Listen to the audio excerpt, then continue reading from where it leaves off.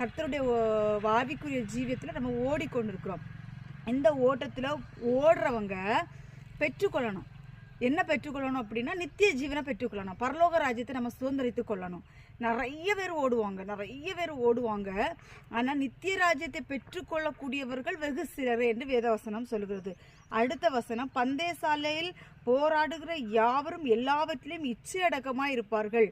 நித்திய ராஜ்யத்துக்குள்ளே போகக்கூடியவங்க, பரலோக ராஜ்யத்தை நான் சுதந்திரித்து கொள்ளணும், ஏசப்பா கூட நான் போகணும், ஏசப்பா வருகிற நான் அவரை பார்த்து அவரோடு கூட எடுத்துக்கொள்ளப்படணும், நான் மறுரூபமாக்கப்படணும், இப்படியெல்லாம் விரும்பக்கூடியவங்க எப்படி இருப்பாங்கன்னா இச்சை அடக்கம் உள்ளவர்களாய் இருப்பார்கள். அவர்கள் அழிவுள்ள கிரீடத்தை பெறும்படிக்கு அப்படி செய்கிறார்கள். நாமோ அழிவில்லாத கிரீடத்தை பெறும்படிக்கு அப்படி செய்கிறோம். நம்ம பந்தசாலையில் ஓடும்போது ஆண்டவர் மென்ஷன் பண்ணி சொல்கிறது என்னன்னா, இச்சை அடக்கம் வேண்டும்.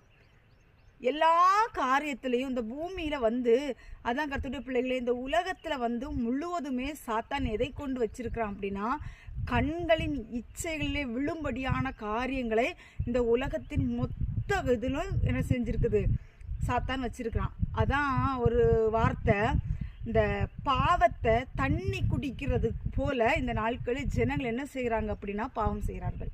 தண்ணியை மட்டக்குன்னு குடிக்கிறது போல இந்த காலத்தில் ஜனங்கள் என்ன செய்கிறாங்க அப்படின்னா